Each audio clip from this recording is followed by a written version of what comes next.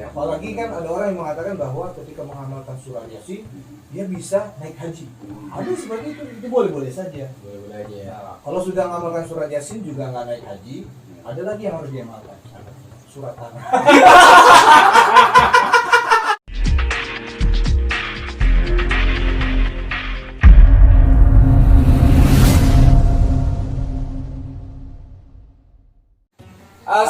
Assalamualaikum warahmatullahi wabarakatuh. Balik lagi bersama kita di konten Pengangguran Negeri Sipil. Nah, kita udah Alhamdulillah. puasa pertengahan puasa ini. Udah lewatin kunut berarti udah ketupat kemarin. Iya. Ini mulai ada fenomena-fenomena yang mulai nyeleneh nih. Wow. Ustaz. Apa itu? Contohnya nih kemarin nih di tempat saya nih. Karena kan kalau malam tuh habis tarawih kan ada yang ngaji. Oke. Kalau di tempat saya tuh namanya tadarus. Tadarus, ya. Betul. Sama di tempat saya juga namanya tadarus. Kayaknya sama. Nggak, tapi ada juga yang ngaderes. Oh, ada. Ada, itu orang Sunda ngaderes bahasanya. Ngaderes. Bener sama Rido ya. Betul. Ada yang orang Sunda itu bisa ngaderesan, ngaderes sama Ngaderes. sih. Namanya itu tadarus dulu sama aja. Nah, fenomenanya itu kan mereka kalau baca Quran itu kan pakai mic ini Masjid, sholat, sholat. Nah, dia itu baca Quran setelah habis subuh baca dia sampai jam 11 siang. Habis subuh sampai jam 11 siang. 11 siang. Wah, pertanyaannya. Ada nih, Oh, ada. pelakunya ada. Oh. Nah, yang jadi masalah itu kan ada orang-orang yang memang dia punya kegiatan di hari itu, tinggalnya di sekeliling masjid itu, Oke. yang harusnya dia persiapkan istirahat untuk beraktivitas besok, akhirnya terganggu gara-gara suara itu. Iya. Nah, suatu ketika dia juga dikomplain kan, akhirnya digedor lah gitu. Itu tentang baca Quran itu kan. Nah, menurut Sadrida tuh gimana tuh? Kalau udah kayak gitu kondisinya tuh baik apa nggak baik sih kalau kita baca Quran terus baca sampai siang gitu. Bacanya sampai siang. Iya, Sebenarnya baca Al-Quran sampai siang, bahkan sampai malam itu bagus. bagus ya. Bagus dong, cuma lihat-lihat kondisi ya Bang Ali ya. Nah, kalau kita baca Al-Quran nih di dalam gereja, sementara umat Kristiani lagi melaksanakan ibadah, bagus nggak Bang Cita? Nggak tahu, belum pernah. Belum pernah ya? Gue juga belum pernah sih, pikiran doang gitu kan. Cuman sih gua ngeliatnya nanti bakal diusir loh dari Nah itu dia, sebenarnya bagus baca Al-Quran ibadah, bernilai pahala. Cuman kalau dilakukan dengan kondisi yang tidak tepat. Tidak tepat. Oh, bisa juga kita baca Al-Quran tapi megangnya asal-asalan. Kita baca Al-Quran tapi tidak mengambil air wudhu. Tentu tidak fadilahnya kurang lah gitu. Iya, Kurang mendapatkan keutamaannya. Nah, jadi baca Al-Quran sendiri sebenarnya bagus. Cuma tergantung etikanya, caranya seperti apa.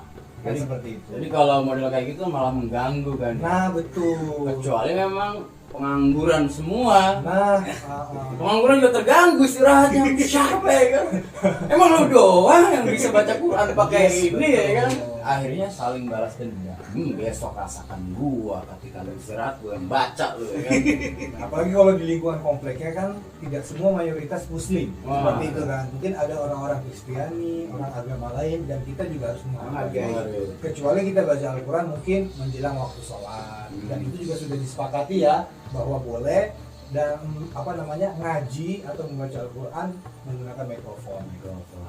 Tapi terkait mic ini juga pernah saya di sebuah daerah itu di luar daerah sana azannya terdengar. Azan Terdengar itu ketika sholat Jumat. Ya, azan memang terdengar. Iya, azan mikir terdengar keluar. Oh. Maksudnya mikir terdengar keluar kok. Oke. Udah azan nih ya. Tapi Ah, ketika khutbah ketika itu nggak terdengar suaranya. Makanya saya tuh berpikir ini ada khutbah nggak ya? Iya, Makanya iya. santai-santai aja gitu ya. Pas sampai masjidnya tuh udah mau sholat gitu kan. Ternyata itu azannya atau mic-nya itu hanya di lingkungan masjid saja. Dia nggak keluar. Ya mungkin itulah bentuk juga menghargai atau toleransi. Karena memang sana itu juga bukan hanya orang Islam. Yes, betul. Jadi gitu ya. Jadi tuh buat kamu tuh yang tadi tuh baca Quran sampai siang udah nggak salah ya baca Nggak Quran. masalah. Baca Al-Quran bagus, cuma Iya. lihat kondisinya. Kondisinya. Seperti itu. Nah, ngomong-ngomong baca Quran nih. Jadi ya, ada pertanyaan lagi. Kan sekarang kan Quran yang kita baca itu kan ada dari sekarang udah masuk handphone lagi kan Android. Nah, yang lebih dulu kan ada dari kitab kertas ya. Iya, Nah, betul. itu sebenarnya Al-Qur'an itu dulunya turun itu dalam bentuk udah kertas itu apa gimana sih, Sad? Dalam satu bentuk yang sering kita lihatkan Quran kitab turun truk kitab itu atau gimana tuh Pak Ustaz? Jadi seperti ini, Bang Fitra ya, Bang Andi. Jadi Al-Quran itu Allah turunkan dari Lauhil Mahfuz. Pertama kali itu ya, diturunkan ke sama dunia, ke langit dunia. Itu sekaligus 30 juz, 6.236 ayat dan 114 surat. Seperti itu. Contoh di Al-Quran dijelaskan firman Allah, Inna anzalnahu fi Lailatul Qadar. Iya, salah. Oh, maaf, saya bukan ustaz. Iya. Saya masih belajar. Inna anzalnahu fi Lailatul Qadar. Artinya apa? Sesungguhnya kami menurunkan Al-Quran pada malam Lailatul Qadar. Nah, itulah Allah menurunkan kitab Al-Quran dari Lauhil Mahfuz ke sama'id dunia, langit dunia itu pada malam Lailatul Qadar. Nah, dijelaskan di ayat ini nanya panjang apa pendek, Bang Fitra? Nanya panjang, Bang Fitra ya. Nah, artinya apa? Biasanya pendek, Bang Andi. Iya. Tapi ini karena saking pentingnya, saking agungnya peristiwa turunnya Al-Quran, innanya panjang. Inna anzalnahu. Nah, perhatikan kalimatnya, tidak pakai nazzalna, tapi pakai anzalna. Artinya apa? Allah menurunkan Al-Quran sekaligus. Anzalnahu fi Lailatul Qadar. Jadi turunnya awalnya seperti itu. Adapun ketika turun kepada Nabi Muhammad SAW, nah, itu setelah dari langit dunia disampaikan melalui malaikat Jibril, disampaikan kepada baginda Rasulullah SAW, itu nazzalna secara berangsur-angsur sesuai kebutuhan Nabi SAW. Contoh ayat atau wahyu pertama turun surat apa, Bang Andi? Al-Alaq. Iya, betul. Betul. Berapa ayat? 5 ayat. 5 ayat. Kita pindah sekarang di sini. Masya Allah, betul Bang Fitra ya. Jadi pertama kali wahyu turun itu surat Al-Alaq ayat 1 sampai dengan 5. Iqra bismi rabbikal ladzi khalaq. Nah, terus wahyu kedua turun yaitu surat jadi pada waktu itu Nabi sedang beribadah di Gua Hira. Tiba-tiba datang malaikat Jibril dengan menampakkan rupanya. Lantas Nabi Muhammad SAW kaget, Masya Allah, melihat malaikat Jibril. Kemudian malaikat Jibril menyampaikan wahyu, Iqra bismi rabbikal ladzi khalaq. Bacalah dengan menyebut nama Tuhanmu yang menciptakan. Nah, artinya apa? Itulah wahyu pertama turun, surat Al-Alaq. Kemudian Rasul balik tuh ketakutan, pulang ke rumah. Sesampainya di rumah sama Siti Khadijah, karena melihat Rasulullah SAW menggigil, saking takutnya Rasulullah kan, diselimutilah oleh Siti Khadijah. Lalu turunlah wahyu kedua, surat Al-Muddatsir. Ya ayyuhal muddatsir, wahai orang yang berselimut, qum fa'andzir, kata malaikat, bangkitlah dan berilah peringatan. Lantas Nabi mau bangkit, berdiri, memberi peringatan kepada siapa? Wa anzir ashiratakal aqrabin, dan berilah peringatan kepada kerabat-kerabat, orang-orang terdekat.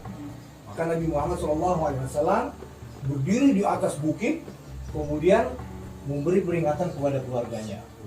Kalau aku katakan, kata Rasulullah kan, di belakang bukit ini, di balik bukit ini ada musuh. Apakah kalian percaya? Percaya, karena engkau adalah gelar as-siddiq. Jika aku katakan bahwa aku telah mendapatkan wahyu, apakah kamu percaya? Banyak mayoritas mengatakan percaya, tapi Abu Lahab berdiri. Dia mengatakan bahwa dusta, tidak percaya kepada Rasulullah. Akhirnya turunlah wahyu ketiga. Tabbat yada abi lahabi wa tab. Nah, seharusnya kan secara urutan yang turun Al-Alaq, Al-Muddatsir, baru Al-Lahab. Tapi kenapa Al-Quran? Al-Fatihah dulu, Al-Baqarah, baru Ali Imran, dan seterusnya. Kenapa? Kok saya yang nanya? Kalau Bapak nanya saya, selesai nih acara. Artinya apa? Ketika Al-Quran itu pertama turun dari Lauhil Mahfuz ke sama'id dunia, itulah seperti Al-Quran yang kita baca. Seperti itu. Tapi turunnya terhadap Rasulullah SAW itu secara berangsur-angsur dan beracak memang Sesuai dengan kondisi sesuai Rasul dengan saat kondisi itu. Rasul dan kebutuhannya pada waktu itu. Jadi Al-Quran turun pertama kali tidak dalam bentuk kertas seperti itu. Jadi Rasul nggak langsung terima kitab plak gitu, Tidak, tidak ya. tapi Bang Andi hebatnya Allah di Al-Baqarah ayat kedua setelah Alif Lam Mim apa lanjutannya Bang Fibra? Alif lam mim zalikal kitab Masya Allah. la raiba fihi. Tidak. Iya, jadi di situ disebutkan bahwa inilah kitab. Berarti kan pada waktu wahyu turun kepada Nabi Muhammad emang sudah berbentuk kitab. Belum kan? Tapi kenapa di ayat itu sudah ada kata-kata kitab? Inilah kitab yang di dalamnya tidak ada keraguan. Kan seperti itu kan? Kemudian bagi orang-orang yang bertakwa. Artinya apa? Itulah keagungan kekuasaan Allah. Allah sudah tahu bahwa kelak Al-Quran itu akan dijadikan kitab. Walaupun kita berbicara tentang proses pembentukan kitab Al-Quran ini panjang banget ya. Ada fase di masa Rasulullah, kemudian ada fase di masa Abu Bakar As-Siddiq, kemudian ada fase di masa Utsman bin Affan, lalu sampailah kepada para sahabat, tabi'in, kemudian kepada kita. Seperti itu kira-kira. Jadi tidak seperti ini ya Al-Quran itu, maksudnya kitabnya, kertasnya atau mushafnya seperti itu. Berarti perlahan-lahan ya. Berangsur-angsur gitu. Tapi saya tertarik dengan tadi Bang Rido mengatakan ketika Nabi Muhammad ketemu Jibril, beliau menggigil ketakutan. Yes. Benar ya tadi ya. Nah, ini juga jadi pertanyaan besar ini. Ketika ada para pengangguran itu yang ngaku ketemu Jibril tapi dia ngaku senang banget. Sekelas Nabi Muhammad aja, mohon maaf ya, sekelas Nabi Muhammad aja dia menggigil. Berarti orang-orang yang mengaku ketemu Jibril itu bohong. Terus tak terjadi ya seperti itu ya. Karena dia mengatakan bahwa dia ini adalah yang dapat wahyu dari Jibril dan dia mengaku nabi. Bisa jadi dia ketemu Jibril Maulana. Bukan malaikat Jibril. Bukan malaikat Jibril ya. Iya. Wah, Nabi Rasulullah aja Iya. ketemu Jibril tuh menggigil ya kan. Padahal dia nggak mengaku langsung Rasul saat itu ya kan. Jadi orang yang baru mimpi ketemu Jibril biasanya udah ngaku saya Rasul ya kan. Wah, berarti udah mulai. Bener itu nabi itu. Nabi ya. Nah biarin aja. Biarin aja. Mungkin itu efek dari dia menganggur dan dia selalu berfantasi. Nah, Makanya buat teman-teman ini walaupun Anda saat ini pengangguran, lihat konten kami, insya Allah ada fadilah. Insya Allah. Nah oke, baik Bang Rido. Nah saya juga pernah dengar Bang Rido dari Ustadz mengatakan ketika kita baca Qul huwallahu ahad atau Al-Ikhlas sebanyak 3 kali, berarti kan itu pahalanya hampir sama seperti kita itu membaca satu kitab Al-Quran. Nah, berarti kalau misalkan setiap hari di bulan Ramadan ini saya membaca satu hari 3 kali surat Al-Ikhlas selama 30 hari, berarti saya sudah menghafal, berarti saya sudah menghatamkan 30 kali hatam tuh. Iya. Benar gitu Bang Rido? Berarti saya mau usah ribet-ribet harus baca satu Al-Quran full, cukup aja setiap hari kul sampai saya ingat gua kangen sama hulu. Ini pertanyaan yang luar biasa ya. Yang luar biasa, saya juga bingung jawabnya. Jadi memang seperti itu Iya, ya. oke. Jadi Rasulullah SAW juga pernah bersabda bahwa barang siapa yang membaca 1 kali Al-Ikhlas sama dengan sepertiga Al-Quran. Ketika kita membacanya 3 kali, maka sama halnya dengan khatam Al-Quran. Iya. Satu Al-Quran penuh itu. Tapi itu kan pahalanya. Pahalanya. Adapun ya boleh saja sih kalau ada orang aku udah baca Al-Ikhlas hari ini 3 kali. Ya nggak masalah. Ya memang begitulah sabda Rasulullah SAW. Cuman yang jadi masalah adalah ketika kita hanya mengamalkan surat Al-Ikhlas. Tadi kan Bang Adi bukan seperti itu kan? Berarti gua gak perlu dong baca surat lain. Yes. Masalahnya kalau lu mati, lu mau orang tadi baca Al-Ikhlas doang. Kan lucu biasa. Lu mau kemana? Oh gua mau yasinan takziah. Siapa? 40 hari dia meninggal kan seperti itu. Ini lu mau kemana? Oh gua mau puluhan. Kan lucu Bang Andi. Artinya apa? Kagak mungkin kita baca Al-Ikhlas doang. Sementara syarat sah sholat adalah membaca surah Al-Fatihah. Baca Al-Fatihah dulu dong, baru Al-Ikhlas. Seperti itu. Jadi boleh kita mengamalkan surat Al-Ikhlas, tapi jangan lupakan kita juga harus belajar mengupgrade diri membaca surat-surat lain. Karena tiap surat itu ada keistimewaan dan fadilah tersendiri. Gitu. Membaca surat Ar-Rahman, Al-Waqi'ah, Yasin, Al-Muluk, Al-Baqarah, dan lain-lain. Apalagi kan ada orang yang mengatakan bahwa ketika mengamalkan surat Yasin dia bisa naik haji. Ada seperti itu boleh-boleh saja. Boleh-boleh aja ya. Nah, kalau sudah mengamalkan surat Yasin juga nggak naik haji, ada lagi yang harus diamalkan, surat tanah. Jadi surat tanahnya harus dijual, duitnya buat naik haji. Nah itu bisa. Kalau surat tanahnya nggak cukup, surat tanah KB ya. betul. Surat mas, Ya kan semuanya lah, lu amalin itu. Wah seru nih kalau kita Quran itu nggak berdasar, soalnya itu emang betul. luar biasa. Berarti kalau misalkan kita ini memang juga nggak boleh juga mengistimewakan surat tertentu ya kan? Iya. Kalau itu memang semuanya Betul. pasti Karena ada setiap surat istimewa gitu kan. Oke, gitu. Jadi- itu Bang Fit. Itu luar biasa sekali apa pelajaran yang bisa kita terima pada konten kali ini. Semoga teman-teman juga bisa mengambil pelajaran yang Amin. baik dari konten ini.